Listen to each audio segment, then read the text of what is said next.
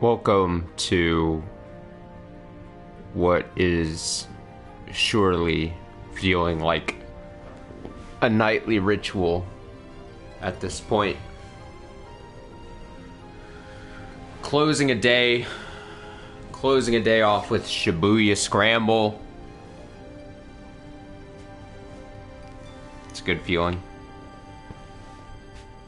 I had said last night that I wasn't gonna start late like last night. And then here we are. Look at us. Here we are. Who would have thought? But it's whatever.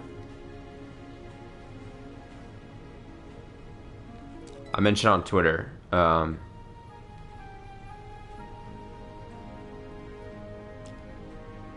ending a Sunday, getting into that Sunday night, that late Sunday night, knowing you have that next Monday off, tomorrow off, ooh. Top tier feeling. For sure. For sure. For sure. It's great.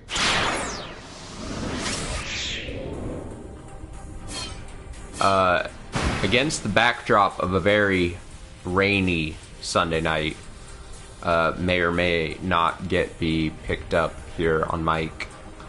Never quite sure if certain noises are being picked up from outside, but that's what that is. And if potentially the power gets knocked out or something, if the stream cuts out due to internet or power going out, then there you go. Always preface that.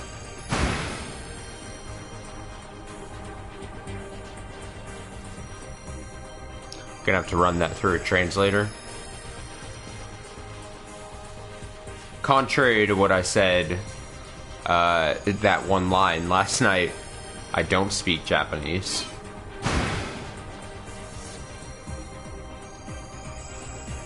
No. Don't believe what was said last night. No. No. Far from it. Far from it. Far from it.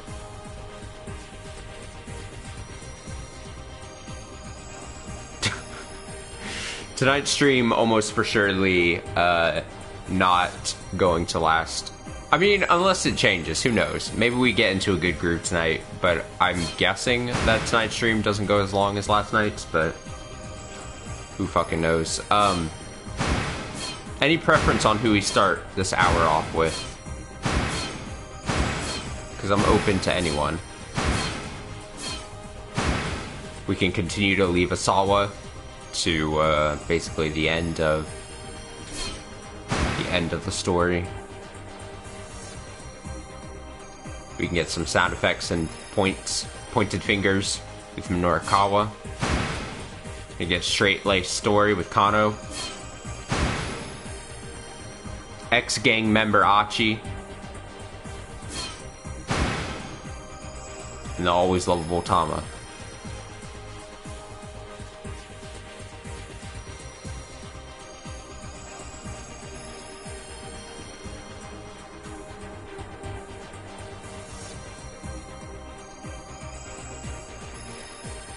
Trust fate. Also, a quick question before we start. I'm just curious, Gage. How are you knowing that I'm going live? Do you have notifications on for Twitter? Do you have notifications on for Twitch? Or are you just so eagle-eyed that you just see whenever I go live? Like you're tuned. You're tuned into it. I'm just curious how it is that how you might be right on top of that.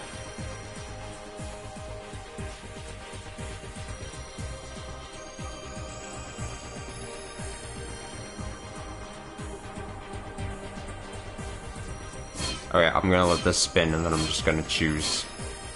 I'm gonna land on or I'll start whoever lands. Dope. Okay. That's what I'd guessed. But I was just curious.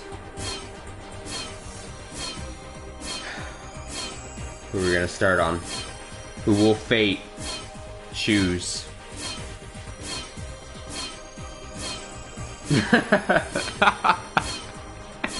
Just waiting for it to come on. Like I was saying, it's become a nightly ritual last few nights here. Gotten to a good groove of just every night just getting into this game. Just waiting for me to go live.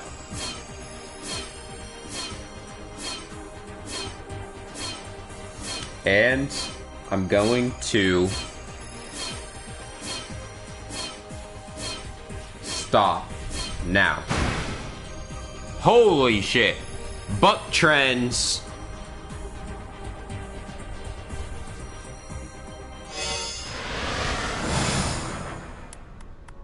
Changing it up this hour. I don't deserve to be forgiven for what I've done. Let me adjust the mic here just a sec. There we go. We may have both done the same thing, but my motives, those were different. And so I don't regret what I did. And yet, if someone were to ask if there was some small part of me that wanted to see the results of my research, I could not deny it.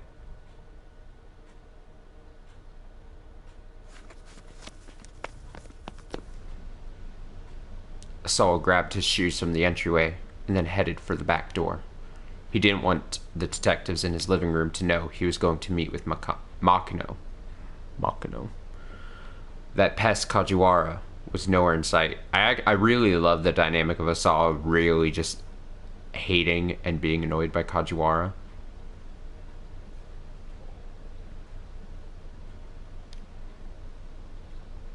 Like I said, Kajiwara, massive L vibes for me.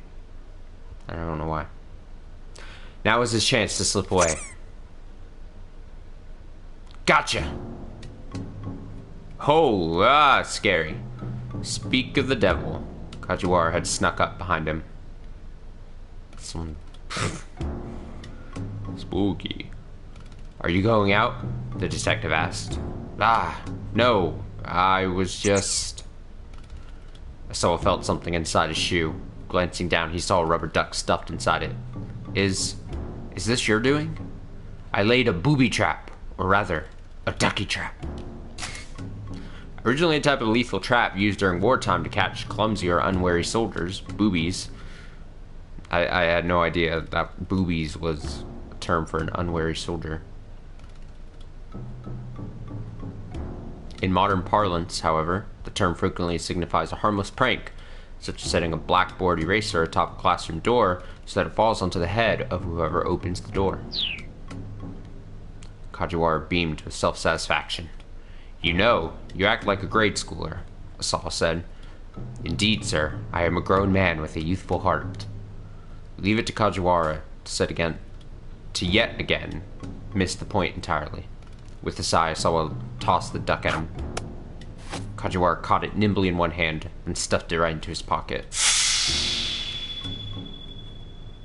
I won't tell you that you aren't allowed to leave, sir. All I ask is that you tell me where you've been and where you plan on going. My work is highly confidential. I'm not at liberty to discuss just anything about... Please try to work with me on this, sir, Kajiwara interrupted. He leaned in uncomfortably close. Do you recall what I said before? About how to appreciate if you didn't keep secrets from me? Asala hesitated, inwardly debating how much he should share. No, we're not doing A. Get that out of here. Okay. A, no, we're not giving him information he doesn't have to have. C, we're not gonna lie. B, I think we're just gonna be truthful and just be stern with him. Just be like, hey, this isn't your concern, you know? He needed to keep this a secret. It doesn't concern you. All right, the detective said. In that case, I have just one condition. Please take this with you. He He produced something that looked like a small transceiver from inside his coat. What's this? It's a bug tracker, sir. It'll beep in response to a nearby listening device. It's just like, a Norikawa. I don't need this. He pushed Kajiwara's hand aside, and the bug tracker fell to the floor. Mr. Sawa, you mustn't underestimate the lengths to which these kidnappers might go. For once, the detective's face was all seriousness. All right, fine. Sawa snatched up the device and headed out the door.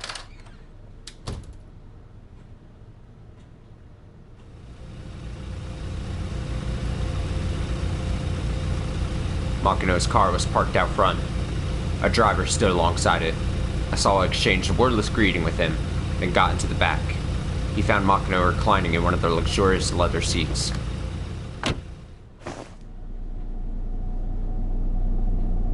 Now then, Makino said, what did you want to ask me about? Lighting a cigar, he glanced sidelong at Asawa. I was hoping you could explain the situation to me, sir. Which situation would that be? So, he was still going to beat around the bush even now. Asawa suppressed an urge to shout at him. Are you the one who let the antiviral out of the lab, sir? Yes, that was me. Makino didn't bat an eyelid. So why had he been so coy a few moments earlier? But how?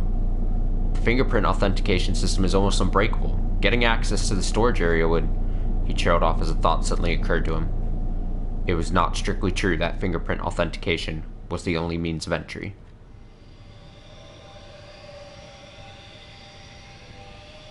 Asawa and Tanaka had both set up passwords as a failsafe in case an injured fingertip somehow prevented them from operating the scanner properly.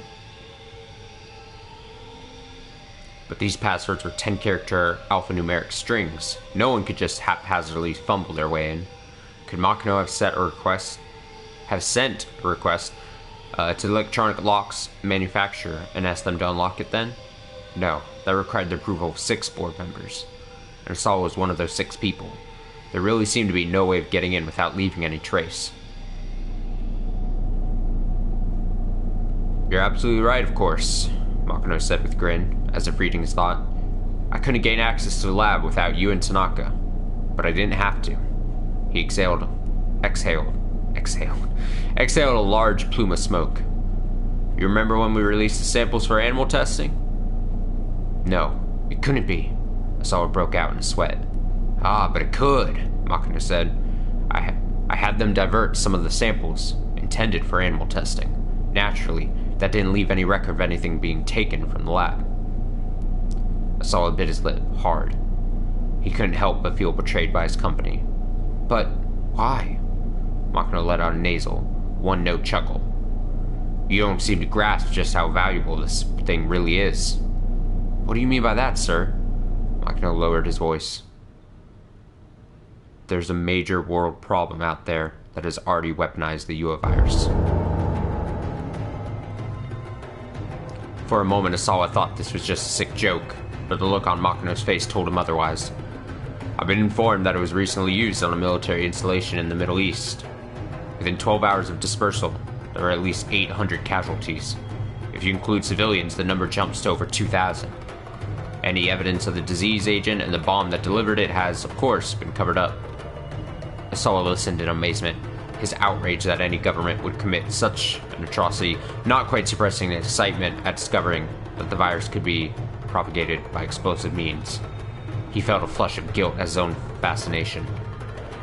The antiviral you created, Asawa, has the potential to render this weapon useless. Right now, Koshi Pharmaceutical possesses the sole means to combat UA. Makino's lips curled into a boastful grin. Any number of countries would love to get their hands on it. The major power in question has offered an unprecedented sum. And that's hardly a surprise. Having a monopoly on the antiviral makes the weapon itself that much more valuable. To Asawa, this was a glimpse into another terrifying world, one he had barely imagined previously. And so you wanted to get human testing over with as soon as possible, is that it? He spat. Makino shrugged. I explained full well to the locals that the risks of experimentation were, and that they were paid in accordance with said risks. They willingly consented to infection with the Uva virus. Sophistry, Asawa huffed. Nothing more. You used money to deceive a bunch of poor farmers. Come on, Asawa. Who's been disingenuous now? Who's being disingenuous now? Makino eyed him with contempt and let out another puff of smoke. I know you, Asawa, and I know you're not really concerned for some bunch of hick farmers. All you care about is your research.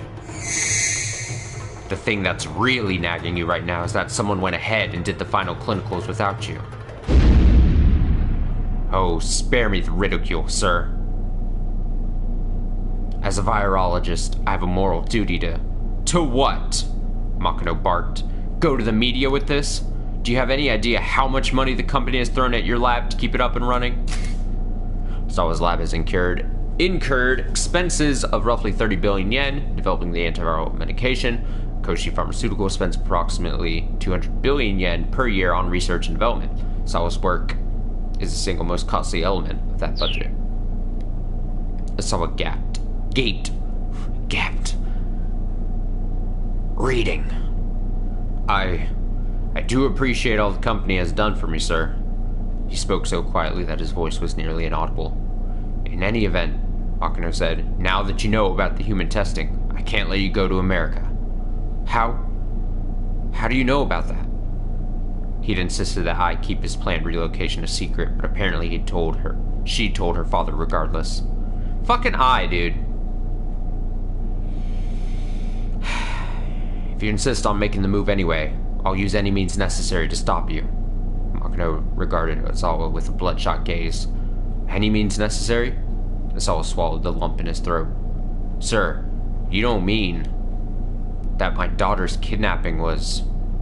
Don't be ridiculous, Makino said before Asawa could finish.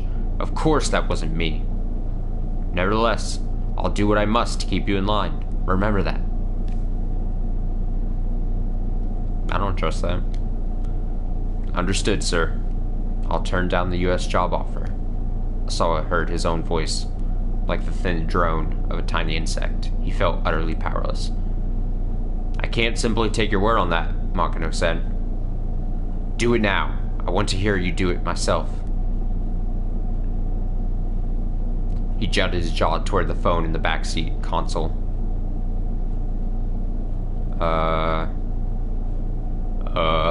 Let's just, it's a touchy situation. Let's just go along with it for right now, because I feel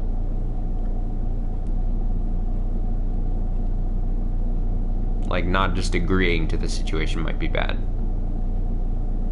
Alright, Asawa said. He had no choice but to fall in line. It'd be around 10 p.m. local time for the American firm. He decided to call his contact's personal phone. The headhunter was shocked to hear that Asawa wanted to decline the position. When he pressed for the reasons behind the decision, Asawa hung up. Visibly relieved, Makino lit up a fresh cigar. Sir, there's one thing I don't understand. And what's that? Asawa's head was feeling fuzzy. The smoke inside the vehicle had gotten extremely thick. That's what I was thinking. I was like, that's the whole fucking back of the car is probably all just foggy as hell. If someone has this top secret information, why wouldn't they threaten the company as a whole? Why send those emails to me personally? I'm not sure. There's an internal investigation already underway. We'll find the source of the leak soon enough. At this point, though, Asawa wasn't sure knowing who originally leaked the info mattered much at all to him. If you'll beg my pardon, sir. Let me try that again. If you'll beg my pardon, then, sir, Asawa said. He put his hand on the door handle. A sudden, high-pitched chirp sounded from his pocket. The bug tracker Kajiwara had given him had picked up a signal. Uh-oh! Uh-oh! Is that your cell? Makino asked. Yes. That's mine. He hurriedly hopped out of the car and reached into his pocket. Is everything alright, sir? The driver was still waiting outside the car. He leaned toward Asawa, looking concerned. Was it you? Asawa stepped close to the driver. Did you send me those emails? What are you talking about, sir? Don't play dumb with me, Asawa said. You're the only person who could have planted a listening device on a company car. Listening device? The driver raised an eyebrow in confusion. What are you after? Sir, what are you talking about? Who told you to do it? Tell me! The driver fled back into the car. Asawa clutched the bug tracker hard as he watched the vehicle pull away.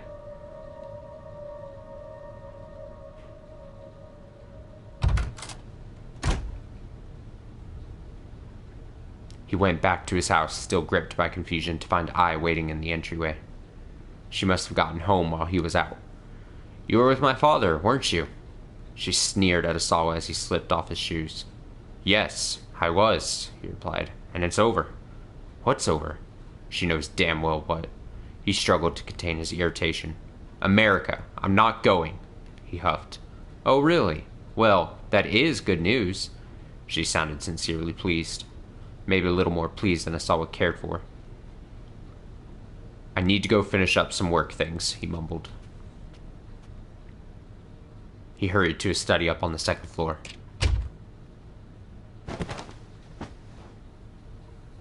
He threw himself down in front of his computer. There hadn't been any progress on the investigation as usual. Just how long was this all going to go on for? Were all kidnapping cases this drawn out? Specialized Victim Support Team belonging to the Special Criminal Investigation Unit has been deployed at Asawa's house. The members of this team are all specialists who have received training in such skills as negotiation, high-speed motorcycle and automobile driving, running phone traces, special communications, and phone records acquisition. Asawa was growing more and more uneasy. He could barely contain himself at this point. Wasn't there something, anything, that he could do? He glanced over at his monitor. That's an idea. He could look up kidnapping investigations on the internet. That might give him some insight into the current situation. Kidnapping, police investigations, hostages. He typed the 3 keywords into the search field. The engine pulled up over 100,000 hits. He scanned the beginning of the list for anything that might be useful. One of the site links caught his eyes. How the police do it. It looked like a page containing information on various types of police cases. Clicked on the link for kidnapping cases and began to read. Even if the hostage wound up safe in the end, the site informed him, the police lost face if the culprit got away. And if the hostage were killed and the kidnapper evaded capture, the media would have a field day. This made apprehending the suspect an absolute necessity. Even if a person's life was on the line, when it came to a kidnapping case, the police prioritized making the arrest. Taking his hand off the mouse, Asawa sat back and thought. He wasn't going to be able to relax until he heard Maria's voice again. But if the police prioritized arresting the suspect, why were they just letting things stay in limbo now? Didn't they have the crooks under surveillance?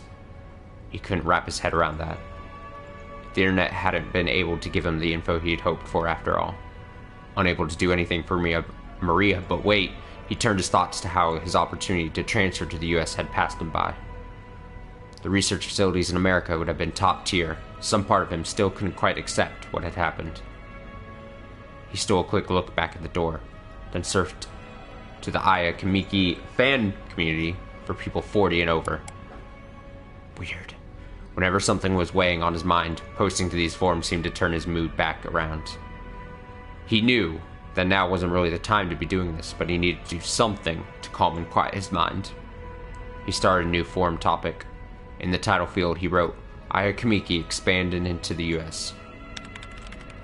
With Aya Kamiki still at the height of her popularity, does anyone else think it would be exciting if she ventured into the American market? I know I would. She's not the sort of artist who deserves to be confined to Japan. She should be recording at an American studio staffed by the industry's best. I'd love to see her career really take off over there. He wound up getting into a little back and forth with himself. Hopefully he'd get a response from someone else soon. A sudden shrill noise startled him so much that he nearly cried out. His heart fluttered like that of a young child who'd been caught in some prank. Realizing that the sound was coming from the bug tracker, he pulled it from his pocket and took a few breaths to steady himself. Steady. I think I messed up like 4 words this whole paragraph. Terrible. Evidently, someone had bugged his study as well. Unless it's a faulty machine he was given. Like, what's the chance that Kajiwara is just fucking with him, you know? Somehow. Tracker in hand, he walked toward the center of the room. Like, would we really not want to consider the fact that Kajiwara is, like, it's another sick joke, like a prank even, potentially, to make Asawa even more on edge? Like, he knows Asawa is on edge already? Whatever. What direction was the signal coming from? He tried heading over toward the window. Here, maybe? Next, he headed over to his desk. Here, too? The bug tracker was picking up signals from all over the room. Had there been that many listening devices planted in here? Mr. Asawa, it's Kajiwara. Ah, perfect timing. Asawa hurried to let the detective into the study. The bug tracker's picking up signals. Oh? Yes, from all over the room. What should I do? Mr. Asawa, please calm down. As if that's even possible right now. It feels like there must be 10, no, maybe 100 listening devices in here. Kajiwara didn't miss a beat. Let me be honest with you. That bug tracker is broken. What? Asawa was dumbfounded. Broken? But this is the one I got from you, right? Well, yes, but mine isn't detecting anything. Kajiwara produced an identical bug tracker from his pocket, and, as he'd said, it wasn't getting any signal. As I recall, Mr. Asawa, that one was dropped on the floor when I was trying to hand it to you. Ah, yes, that's right. That must have been when it broke, sir. The strength ebbed from Asawa's body. He didn't even have the mental energy to be angry anymore. He gave the tracker a whack with the palm of his hand, and the beeping stopped. Right, he said. What can I do for you? Kajiwara clapped his hands together as if he had just remembered something.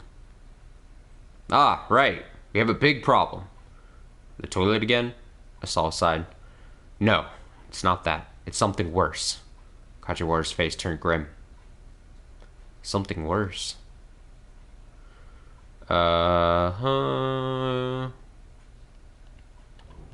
We'll hear him out. Has something happened to Maria? He needed to hear the detective out. What is it? Asawa asked. Go on, tell me. He did his best to remain composed. Well, you see, we ordered lunches for everyone, and it looked like there were 2 still left over, so I wound up eating them. There was an awkward pause. Asawa didn't have the foggiest idea of how to respond. My deepest apologies, sir. I ate the lunches intended for you and your wife. Kajiwara bowed profusely. This fucking guy is fucking with Asawa for some reason. Like, there's gotta be a reason that he's messing with Asawa. It's terrible, it's rude, it's mean. It's like this antagonistic personality that he has towards Asawa. And I really do need to apologize. They were tonkatsu bento boxes, and they were delicious. The meat was so tender, and the batter so crisp. With each and every bite, the rich flavor just filled my mouth more and more. Asawa felt a blood vessel burst in his skull.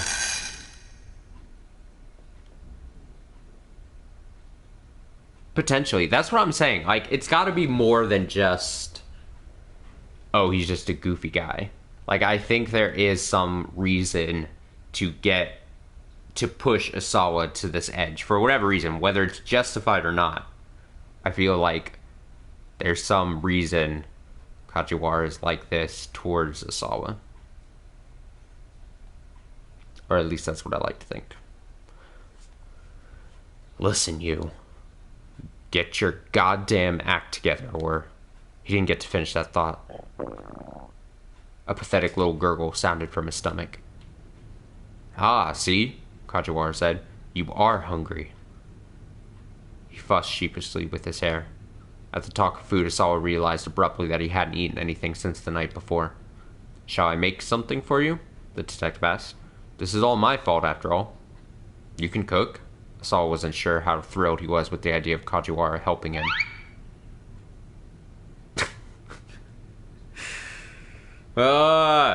You mustn't judge people based on outward appearances, Mr. Asawa.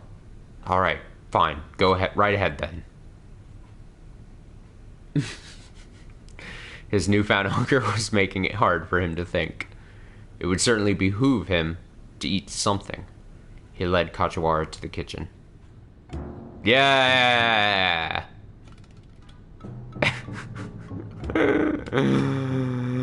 What's with that getup? Wearing an apron in the kitchen is a must, sir. The cartoon character printed on the apron Kajiwara is wearing is one of his own design. It is modeled after the MPD's mascot. His name is Pinpo-kun. Pinpo-kun. I'm that fluent Japanese speaker. He just takes a pan, turns burner on, throws banana with the peel on in the pan, cooks both sides, hands it to Asawa. Banana meal.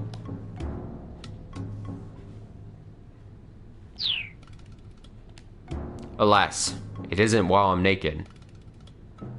Wait, wearing an apron in the kitchen is a must, sir. Alas, it isn't while I'm naked. What? What? Huh? Okay. Naked? Oh, are you not familiar with the concept of the naked apron? What's gonna happen when I click this? What is gonna happen? The state of being entirely naked save for an apron, a form of cosplay.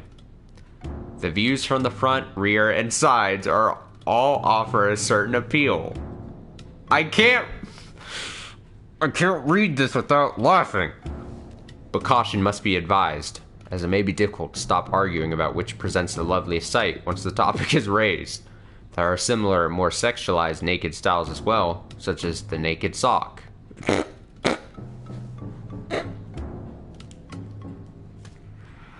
Fuck, dude. The naked shoe, naked necktie, naked ribbon, naked scarf, naked collar, and so forth. What the hell? Oh my god, I can't.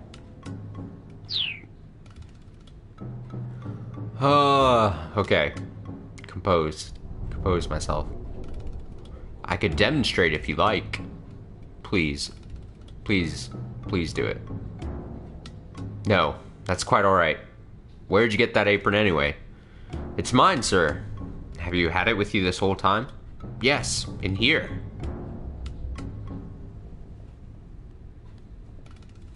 I'll get Twitch banned if this game was like, here's the naked sock.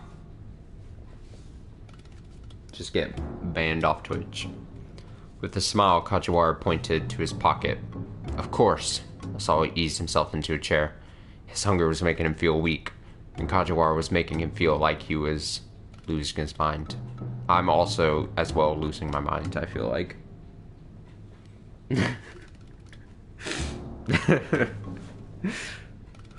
Oh no. Oh, this is bad, the detective said. I need to whip something up for you fast. Something's definitely wrong if you don't even have a comeback. Asawa felt his anxiety mounting. Just what sort of food was this insufferable oaf going to make anyway? Probably nothing worth eating was his bet.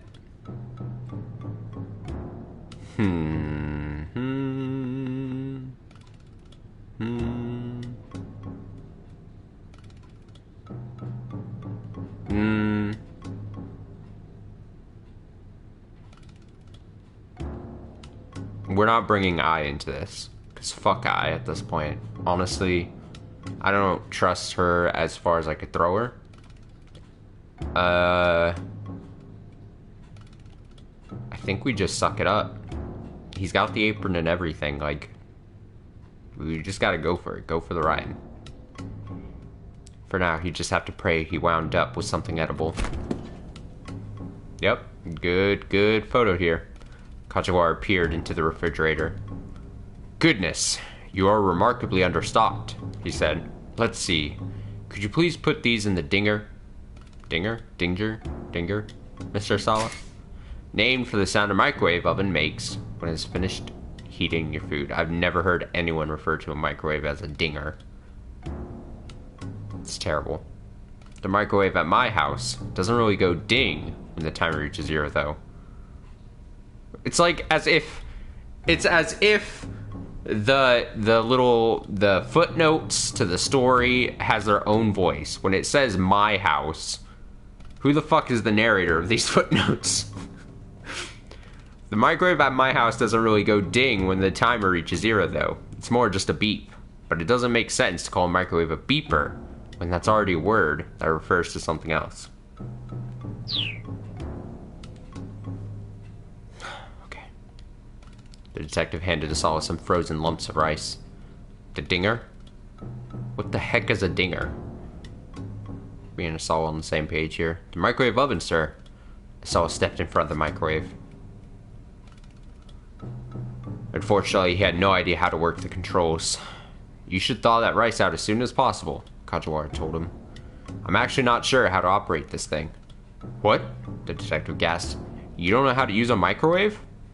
Asala could only nod in silent shame. It should be just as simple as turning the dial. Wait, which one? That one, sir. The one on the right. Asala turned the dial, then crossed his arms with a satisfied grin. Mr. Asala, you need to put the rice in first before you do that. I want to feel for Asala, but man, can't even operate a microwave, man.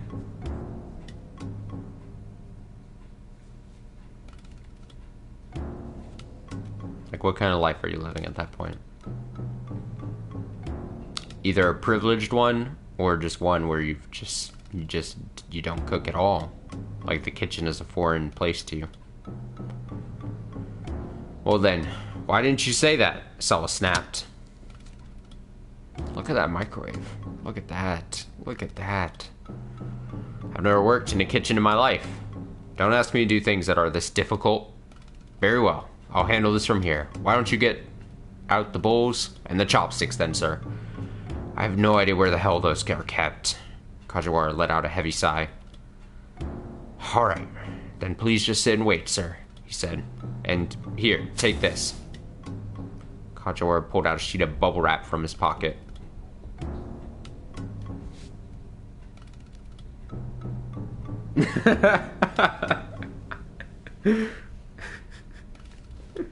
He's just highly specialized, man. Dinger. Dinger just makes me think of, like, what, that movie The Sandlot or whatever, and you'd call, like, a home run a dinger. And just having a kid call something a dinger just always seemed funny to me. It's a dinger. Kajiwara pulled out a sheet of bubble wrap from his pocket. Use your fingers to pop the bubbles. That should help you calm down.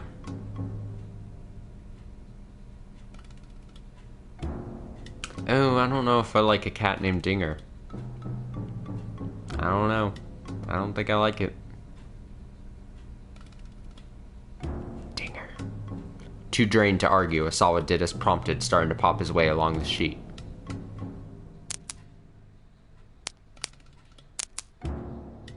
Rather than calm him down, though, it was making him incredibly cross. This felt more like a sort of ridiculous punishment.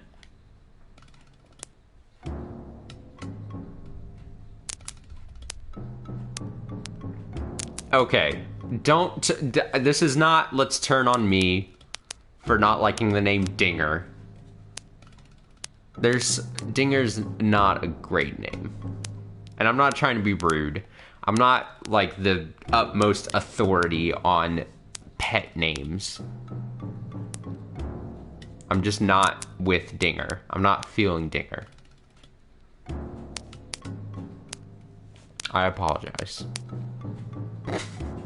They say you can learn a lot about a household by looking in the fridge, you know. Kajiwara was cooking something in her frying pan. And? Asala asked. Just what have you learned about mine? I better not say, sir. You might take offense. Sawa snapped another bubble between his fingers. Ah, the rice is finished thawing. Kajiwara topped the steaming bowl of rice with the fried egg he'd whipped up in his pan.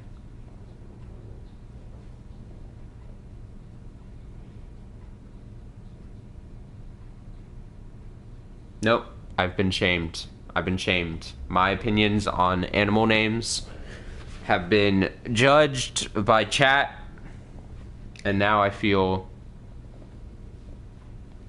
bad. Then, also, if you're gonna, hey, whether it happened before I stated my opinion or after, stand by. If you're gonna call me out, you stand by it. Defend your right to criticize my opinion on animal names. Call me out. Tell me my opinions suck. It's fine. I can take it. I'll cry tonight, but I can take it. Then, as if it were an afterthought, he added some pickled vegetables. Here you are, sir. Your fried egg on rice is complete. Oh, I mean, if I hadn't just recently eaten one of Kajiwara's simple recipes. Others include his white spaghetti, which is simply spaghetti that's been flavored with butter, salt, and pepper after it's been boiled. Oh, that's a dad special right there. That's a dad special. Simple spaghetti, white spaghetti. Both are a bit too basic to be properly called cuisine, but it does take a certain skill to bring the best flavor out of the ingredients with such simple seasonings.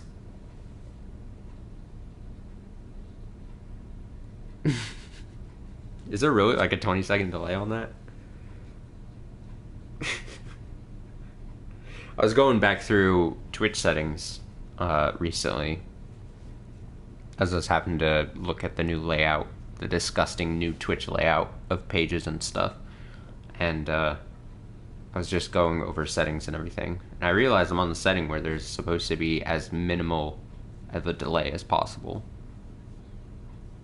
and I still don't know how big of a delay that those things are.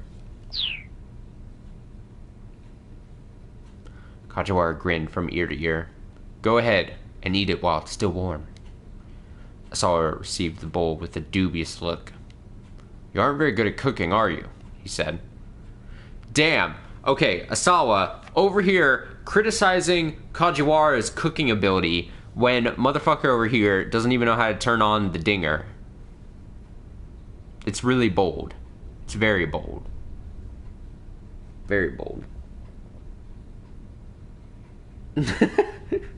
That's why you gotta learn. You gotta... Your jokes have to, like, be able to land with that much of a delay. You gotta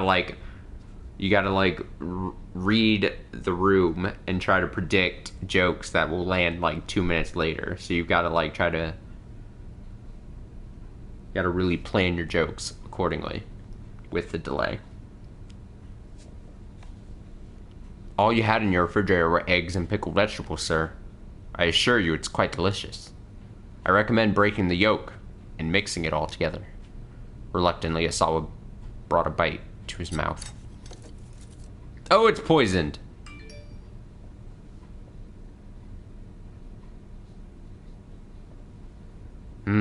That's good.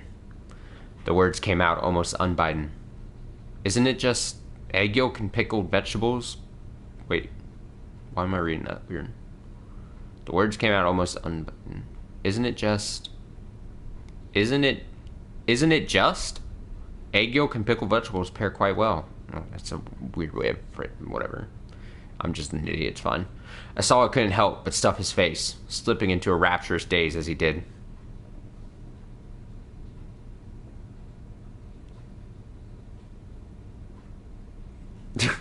That's why you laid in wait. You laid in wait, like you were hidden in some kind of bushes. And then you were like, alright, this is where the joke is coming. And then you sprung it just at the right time.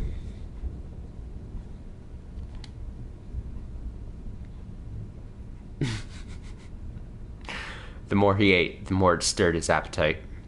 I had no idea fried eggs could be this delicious. I know you probably have a long ordeal still ahead of you, sir, but please, keep your chin up and hang in there. This is fake. This is fake being nice. Kajiwara gave Asawa an amiable smile. Ah, that's right, he continued. And for dessert, we have bananas. Fucking bananas, dude.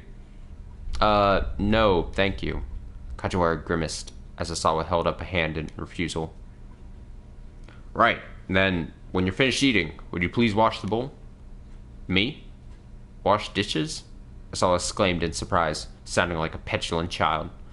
If someone else cooks for you, you should do the cleaning up. It's only polite.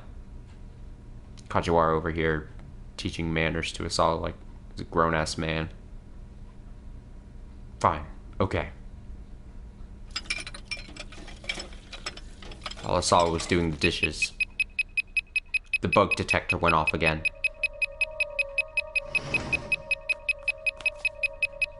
Director, if you have a moment. Tanaka poked his head into the kitchen. I've got something urgent to discuss with you.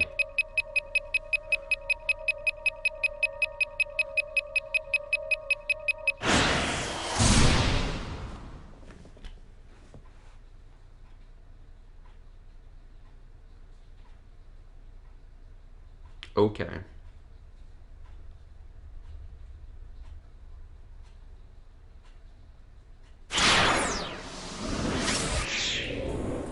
Okay.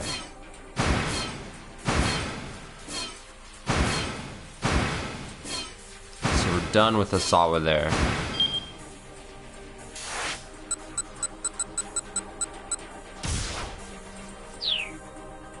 Alright, who am I feeling now?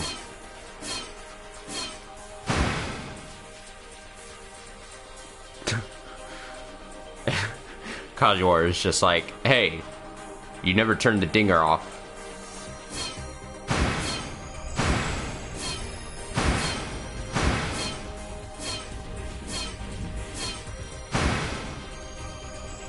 Alright, I'm feeling Achi.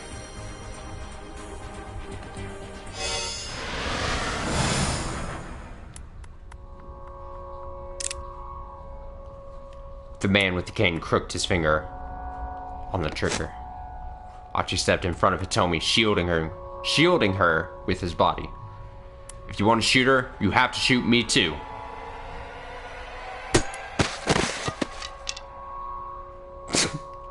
Alright. Suddenly, the assassin's head jerked forward. He pitched face first into the pavement and lay still, revealing a foreign man standing behind him. In one hand, the stranger clutched a metal pipe. Hitomi, Achi asked. You know that guy? Hitomi's eyes went wide. That's the man from the scramble. The one who told me to go to the van. Wait, one of the kidnappers? Why would he help us? I'm not sure. The newcomer fixed his eyes on Achi.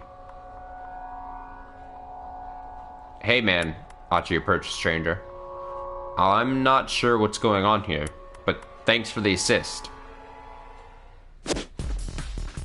Whoa! The man took a sudden swing with his pipe. Achi barely managed to dodge out of the way. What the hell? Once again, Achi made sure Hitomi was safely behind him.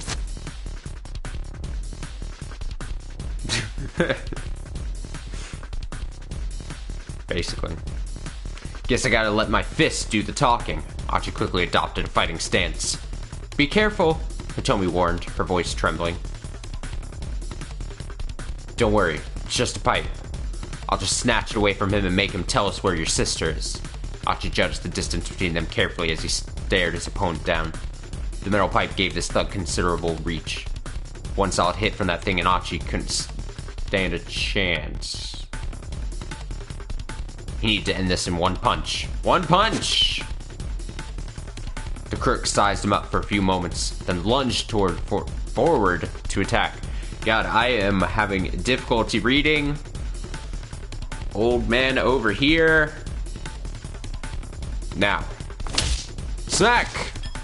Achi sidestepped to avoid the incoming blow. then delivered a vicious left hook to his adversary's jaw. The man went down hard.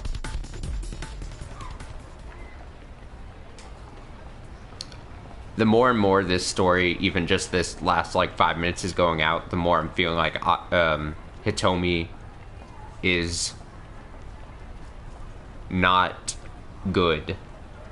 Like, whatever this situation is, maybe the dude with the cane was a good guy, as was maybe suggested in an earlier stream. Achi gazed at his fallen foe, flexing his knuckles. The thing about guys who bring weapons to fights is they always let themselves get too cocky. He looked the guy over. The man had tattoo peeking from one of his ratty sleeves. Come on, buddy. You can't clock out just yet, Achi said. Get up. I've got a few questions for you. He knelt down to grab the man by his collar. Whoa! Halfway to his feet, the man pulled a gun from his breast pocket. Whoa! Didn't know you were packing heat. Achi took a quick step backward. The man's eyes brimmed with rage. He looked ready to pull the trigger at any moment, but he didn't get the chance. So many guns! The man with the cane had regained consciousness, back on his feet. He trained his own gun on the foreigner. The foreigner quickly shifted his I was about to say afternoon. Oh. His attention to the other gunman. Kick! Oh no, you don't! Achi darted forward and kicked the kidnapper in the hand as hard as he could. The gun went flying from his grasp. With a low snarl, the man took up the metal pipe again. Action shot! Rather than go for Achi, however, he charged the man with the cane. What the? Achi watched in astonishment as the two men grappled. Now's our chance. You're gonna leave the dude with the cane behind? Oh, God. Grabbing Hitomi by the hand, Achi broke into a run. Unbelievable. Unbelievable.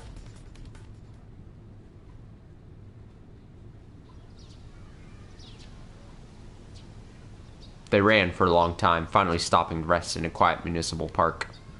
As they sat catching their breath, Achi sensed a new tension in Hitomi.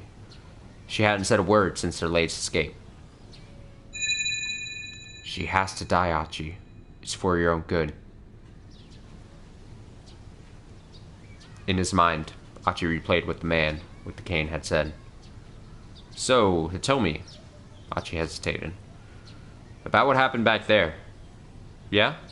She sounded like she'd been far gone in her own thoughts. You gotta believe me, I have no idea who that guy was. Never seen him before in my life. He must have been saying that stuff to confuse us, to trip us up. Yeah? Hitomi said again. Is that what's been bothering you? Huh? Now it was Achi's turn to go monosyllabic. Syllabic. Well, Achi, you're kind of famous around Shibuya, right? I don't know about that. Way back when, he'd been the leader of SOS. Nowadays, he was just some guy who picked up trash. That was nothing to brag about. When someone's famous, it's not unusual for someone else to recognize them and know their name. So yeah, I was surprised back there, but no matter what that man may have said, I trust you. I mean, look at how many times you've put yourself in danger to protect me. Hitomi sounded pretty resolute. Achi was glad that she believed him, but that raised another question. So then how come you've been so quiet? I've just been thinking about things. Like what that man from the Scramble might be after. It was true that his actions didn't make a lot of sense. Yeah, he seemed more interested in taking out the man with the cane than going after you. Both of these are just terrible assumptions to make. Dumb. But okay, sure. Maybe it was a case of mistaken identity. You think so? Hitomi said. She sounded doubtful. As she should. And Achi couldn't blame her. It did seem pretty unlikely. No, for whatever reason, the foreigner had deliberately gone after the man with the cane. And it certainly hadn't been to rescue Achi and Hitomi. The enemy of one's enemy was not necessarily one's friend. The man with the cane and those foreigners, would Achi and Hitomi really be able to escape them all? And if they did, would they ever find Hitomi's sister? They heard a child cry out behind them. Oh shit. Turned to look. They saw the kidnapper rushing toward them. He had knocked over a little girl who was in his way.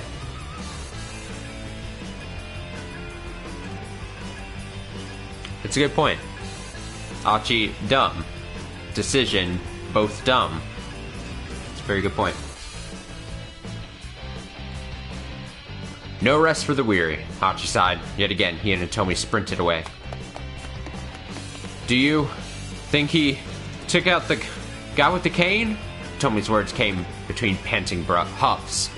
Maybe. Hachi glanced back at their pursuer. What? There was someone else with him.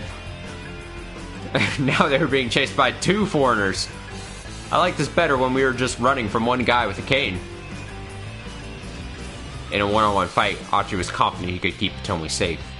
1-on-2 though, that was a different story. One guy might get a hold of her while he was facing off against the other. He had to make sure they lost these creeps no matter what. Damn! Hit with a keep out so soon.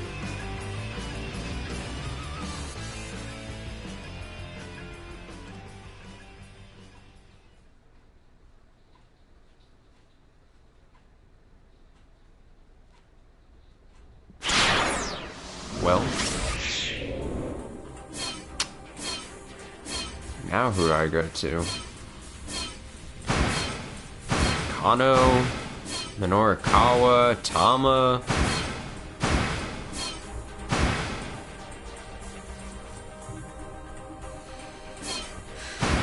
I'm gonna go Tama, who I believe last we saw she discovered the broken burning hammer.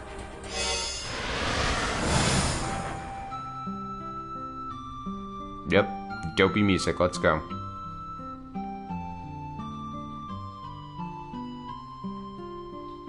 Bottles of burning hammer litter the pavement, shattered into tiny bits of glass. Even if the recycling guy was really careless with the boxes, shouldn't have caused this much of a mess. It looks like someone came along and actually threw them all over the place.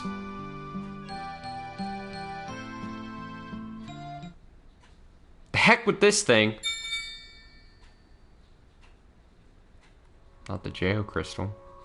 I toss away the miracle stone, which has clearly brought me only bad luck. We can't have a product demo without a product, which in turn means I won't be getting paid for this whole fiasco. Okay, we can do this. We can figure something out.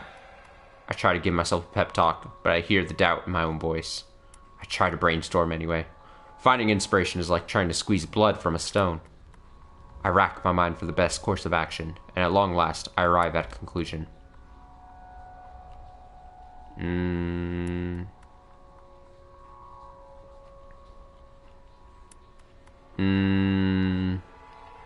Now we gotta stick with the shitty burning hammer. Somehow or another, I'm going to have to sell some burning hammer. Flyers have already been handed out. People have come to the demo expecting to get burning hammer. I may have to put it into some new bottles, and possibly water it down some, but getting this stuff sold is my only option. My eyes alight on one of the cardboard boxes, and I notice an odd mark that's stamped on it. Wait a sec. I've seen this before. I recall something Shiri said earlier. This is the sort of thing they'd sell in 100 yen shops or something.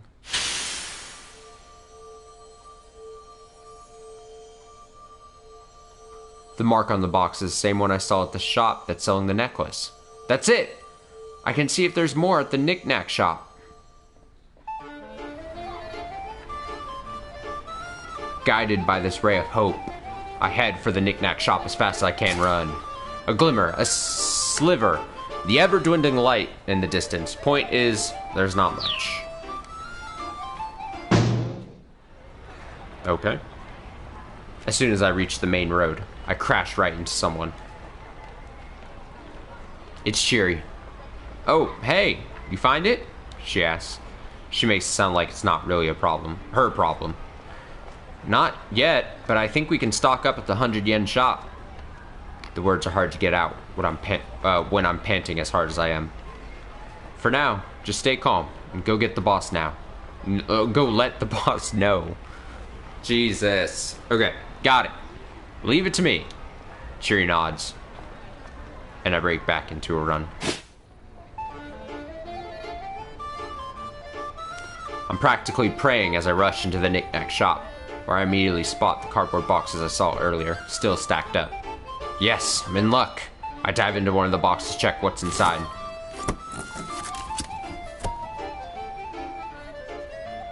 It's packed with tiny bottles. There's no mistaking the noxious red liquid inside. That's burning hammer, alright. There's 50 bottles per box, and there are 4 boxes total. Assuming each bottle is 100 yen, including tax, I could buy the whole lot with the 20,000 I've got in my wallet. Mr. Yanagashita said he was selling the bottles with the demo for 15,000 yen apiece. That way, if we sell all 200 bottles, he'll be able to pay me back his debts no problem. Whoa, what's the deal with you?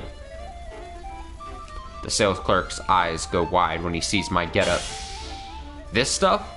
I like the entire stock. I point at the burning hammer and the clerk makes an awkward face. I'm afraid that's already being sold. What? You mean like all of it? Nobody in their right mind could possibly want all of this. Yes, all of it, I'm afraid. Well, I'm not going to roll over that easily. Whether I earn that extra 20,000 or not hinges on whether I can get this stuff. Please, you've got to help me out. I'm afraid it's all out of my hands. Then could you get in touch with the buyer? Tell them I'm willing to negotiate. I suppose that wouldn't be an issue, but actually, would you mind waiting for just a moment? She said she'd be by ASAP. Who is it? After 5 minutes of waiting, the buyer still hasn't shown up. It is the bike guy. It's the bike guy / guy that Achi handed his trash to. Okay, you're going a little too far saying it's the only good guy in this story. You take that back. You take that back, sir! I don't think she's coming, I say. That's odd, sales clerk murmurs. She said on the phone she'd come by just after 1 o'clock to pick them up. I really need this right away. I understand that, but please, it's out of my hands. By now the sales demo had already started. If I come back empty-handed, what was the point of all this effort? Gimme. I've already said I can't do that. Gimme! Would you please wait a moment? Why did I spend all that time trying to hand out samples? Why did I put this stupid costume on? Why did I miss out on lunch? Why? What was it all for? Hey, look over there! It's the Chupacabra! Huh? Yoink! Seizing the moment, I snatch up the boxes of burning hammer and make a run for it. Hey, hold it right there, miss. The sales clerk is quick to bar my path. Oof! I barrel my way right past him. Fuck that dude, I bump him harder than intended as I race by. He loses his balance and goes crashing through the display case at the front of his shop. Oh god, at the same time I hear something else topple over with a thud and a gurgle. Some sort of liquid begins to gush from a red polyethylene container. Uh-oh. The sales clerk's eyes go wide, his stare fixed on something on the sidewalk nearby. Yes, this is a good way for your hero of the story to just have everything go up in flames. It's a cigarette. Yep, yep.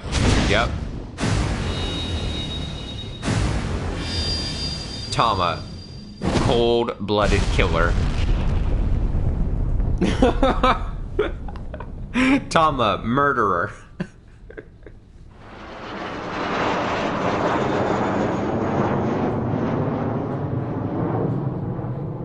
Wait, I didn't even, and now for today's news. Shortly after 1 o'clock this afternoon, there was an explosion at a variety store in Utagawacho in Shibuya. The cause of which remains unknown. I didn't even see what this was. The burning butt ignites the liquid in a sudden mass ablaze. I don't know why that went past without me being able to read it. Like it auto-scrolled past it. Eyewitnesses report seeing an individual wearing a full-body cat costume fleeing the scene in the aftermath of the explosion. Police consider this individual a person of interest and have not ruled out the possibility that this bombing was a terrorist act. Several hours after the incident, the cat remains at large. Yep.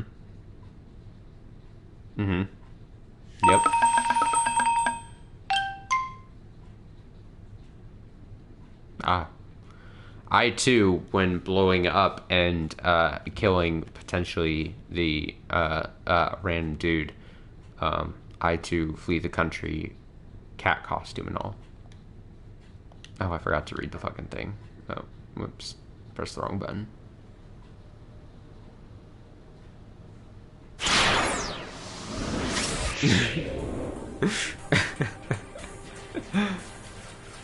Oh no, I keep clicking the wrong thing. No, fuck. No, back. I just want to read. Here we go. Tama wound up as the prime suspect in an apparent terrorist bombing. If the buyer had shown up earlier, Tama's argument with the sales clerk might never have happened, to say nothing of the rest. As a matter of fact, the buyer was just outside the shop at the critical moment. She was held up when she happened to run into someone. That someone's actions at 13:05 are the key to changing Tama's fate.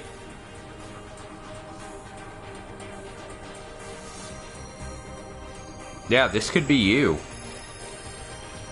That could be you having gasoline being ignited from a cigarette butt that just happens to be on the ground because you're having to stop a lady in a cat costume from stealing from your store that you certainly own and run. I know how it goes. I know what your life is like.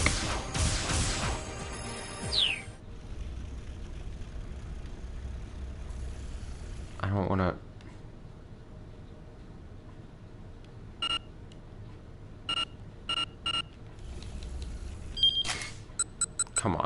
Come on, game. Alright, we gotta awkwardly go to the title screen because I clicked into things that I shouldn't have.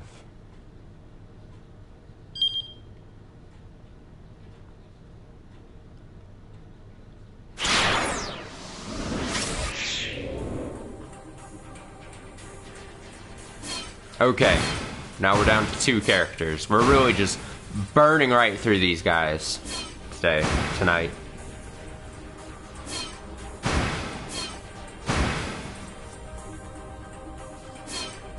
I'm curious. At 13:05 it said. That wouldn't have been...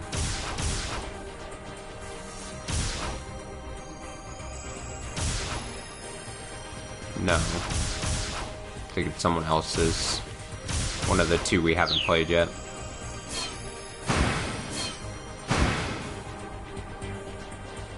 Alright, Kano.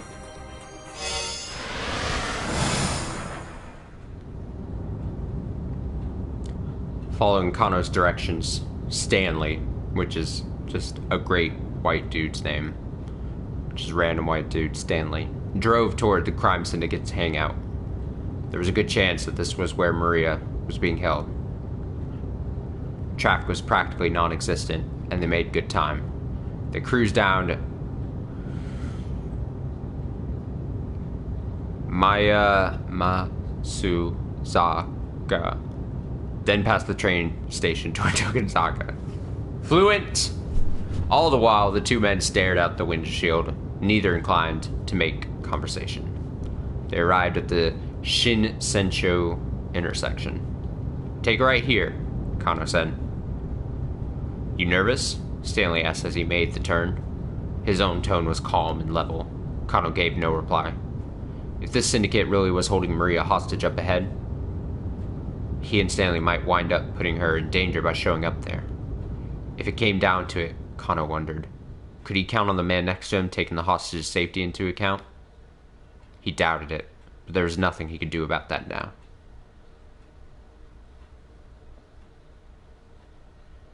They arrived at the Syndicate's hangout sooner than Kano had anticipated. It was a multi-tenant building in Tomigawa, southwest of Yoyogi Park. Ah yes, Yoyogi Park. The ratty building looked like it might come crashing down at any minute. The Black Lodge sign out front looked deliberately ominous.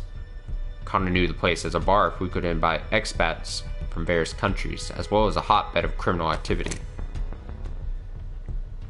"I'll take point," Stanley said. "You back me up." He pulled a handgun from his suit pocket. It was a compact Glock, a model frequently used by the FBI or CIA. Glock 17 is a semi-automatic pistol developed in Austria for police and military use, notable for its incorporation of large amounts of polymer plastic in its design. A certain Hollywood film included a line of dialogue claiming that the Glock would not show up on airport x-ray machines, but since the gun barrel itself is made of metal, this is assuredly not true. Assuredly. Federal Bureau of Investigation, an American investigative bureau established by the U.S. Department of Justice in 1908, has authority in matters involving crimes that cross state lines, as well as threats to public order such as espionage and terrorism. Generally speaking, the FBI conducts its activities within the United States. And then the Central Intelligence Agency, one of the principal agencies of the U.S. intelligence community, reporting to the Director of National Intelligence, possessing considerable budgetary resources and a vast network of highly trained personnel. The CIA carries out intelligence gathering and covert operations primarily overseas. In recent years, the organization has been devoting major efforts to counterterrorism. Learning. Kano drew his own gun, and the two cautiously made their way inside.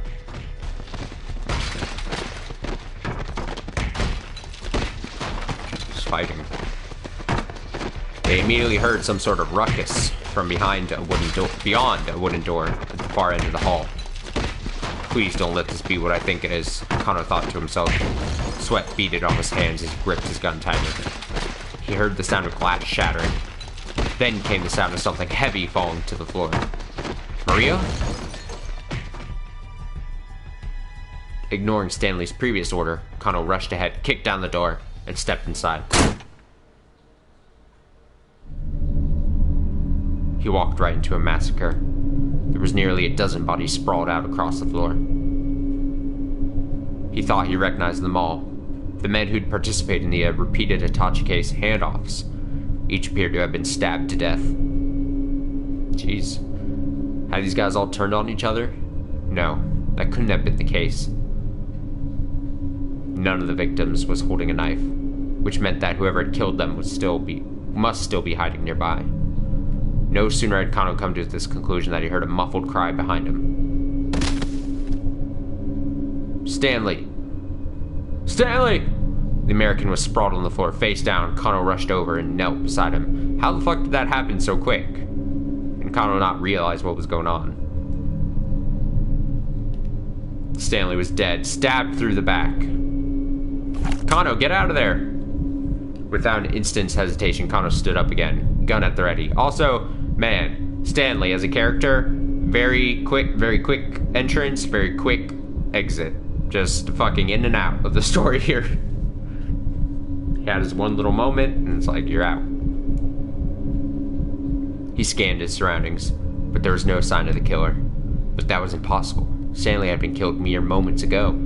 Someone had to be here somewhere. Behind you.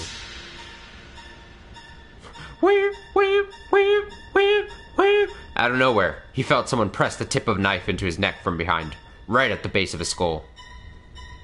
How? He hadn't noticed anyone coming up on him. There wasn't even anyone else around. Nobody but the corpse scattered across the floor. Wait, the corpses. Kano hadn't checked them. Hadn't checked to make sure they were all really dead. With his last thought, he realized that had been his fatal mistake. Boom!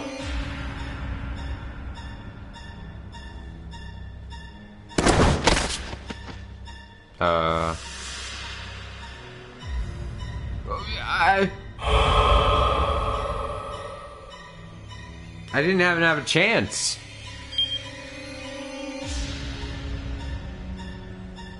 Alas, there's nothing to be done for poor Kano now. He wasn't prepared for whoever was wielding that knife. Sometimes it's best not to rush things. Kano and Stanley might not have had their run-in with the killer if they turn up a bit later. There's someone who can cause a traffic jam at 1310, which should keep these two from meeting such a grisly end.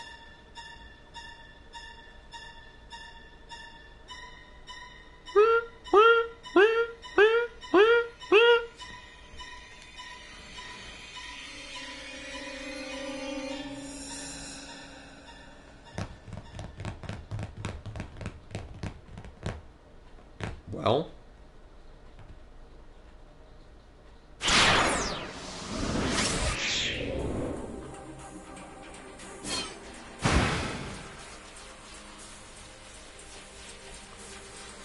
everyone's dead, or stories are all held in lock, except for Minorikawa now.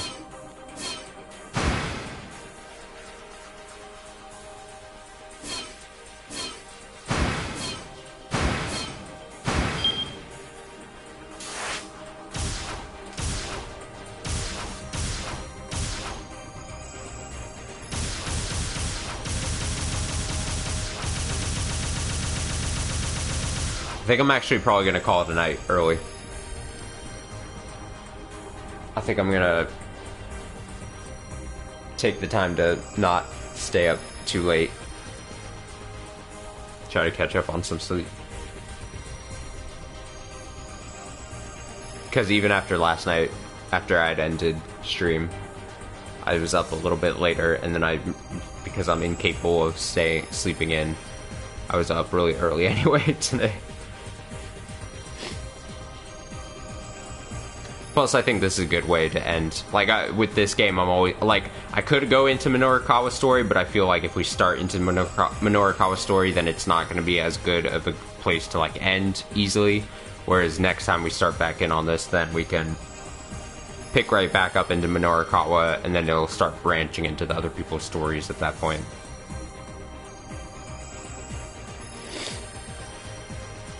Arigato indeed.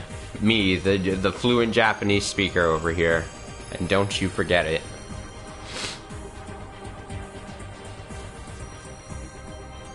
That's why they call me Austin Otaku. The Otaku lad Perna. And don't you forget it.